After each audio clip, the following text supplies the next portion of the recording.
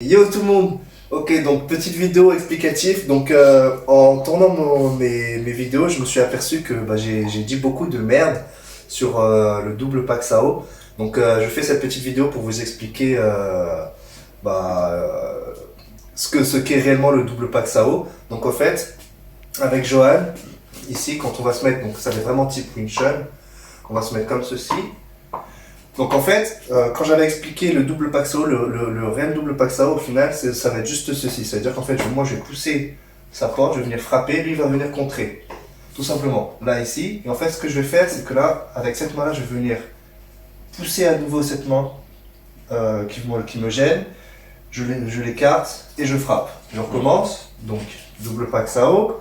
1 et 2. Voilà. Moi, j'avais montré ceci dans ma vidéo. Donc, 1, 2, 3 et 4. D'accord. Donc en vérité, ce mouvement, c'est pas le double Paxao, c'est donc Paxao, Bong Sao, Love Sao et Guat Choi. Donc plus compliqué, mais voilà, en gros ce mouvement-là, c'est Paxao, Bong Sao, Love Sao, Guat Choi.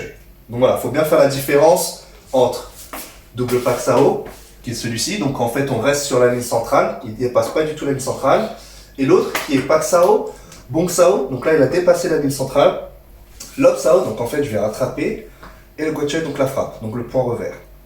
Donc voilà, donc j'espère que ça vous éclairera un petit peu plus, et puis du coup je vous dis bonne vidéo. Allez, c'est parti.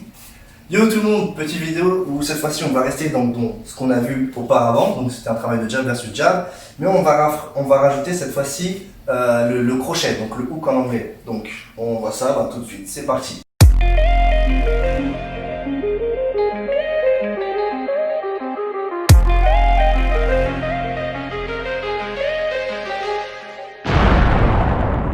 Donc on va se mettre toujours en garde gauche, donc il va me frapper. Donc si vous avez du mal, c'est vrai que je ne l'ai pas forcément précisé, mais si vous avez du mal et que vous ne savez pas trop comment gérer la distance, etc., vous avez juste à tendre votre poing.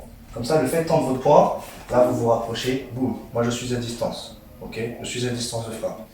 Donc vous pouvez très bien faire un exercice, et une fois que cet exercice est effectué, se dire, ok, attends, je me repositionne pour voir si je suis bon. Et vous verrez que par la suite, vous arriverez après, sans faire forcément ça, trouver la bonne distance de frappe. Mais au départ, voilà, si vous avez du mal, je tends mon bras au max, là, voilà, mon max c'est ici, je peux le toucher à partir de là. Que ça soit en jab ou en cross. Bref, c'est pas le sujet. On va commencer. Donc, on va faire la même chose. On va faire jab. Ouais, j'adore ce jeu. Donc, on refait jab, versus jab, versus jab. Mais cette fois-ci, il m'envoie un hook. Donc, hook avant ou hook arrière. Là, on va commencer avant pour commencer. Okay. Donc, jab, versus jab and hook. Yes. Et là, du coup, pareil, hein, comme on avait vu dans les précédentes vidéos, je vais travailler ce que j'ai pu voir avant. Donc, jab, catch, catch, catch.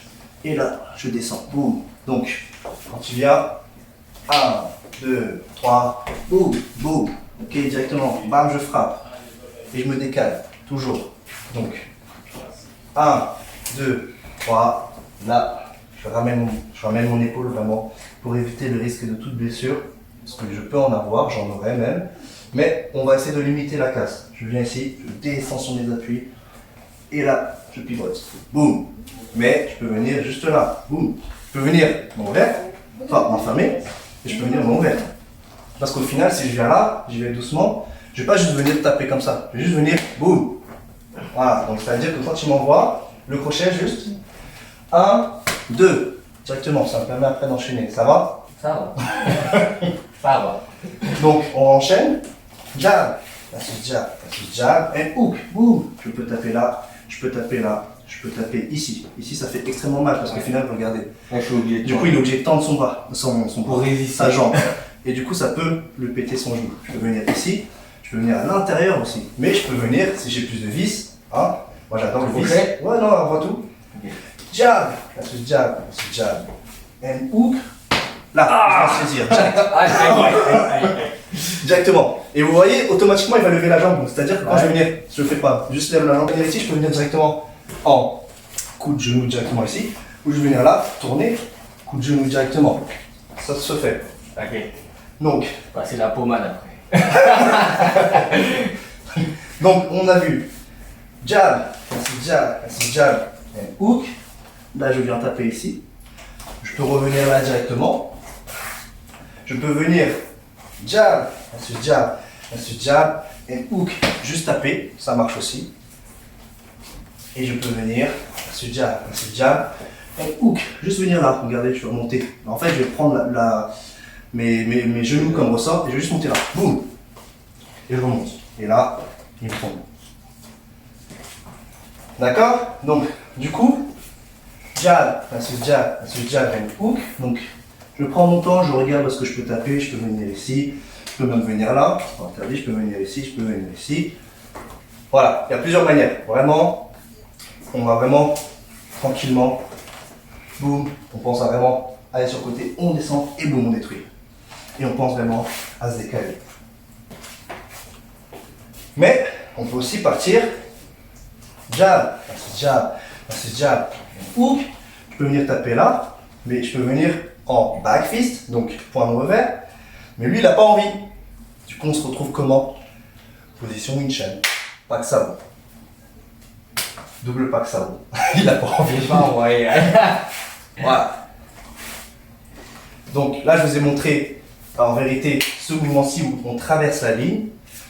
Mais au final, il y a aussi celle où on ne traverse pas la ligne. C'est-à-dire que là, il n'a pas forcément le temps de traverser. Boum.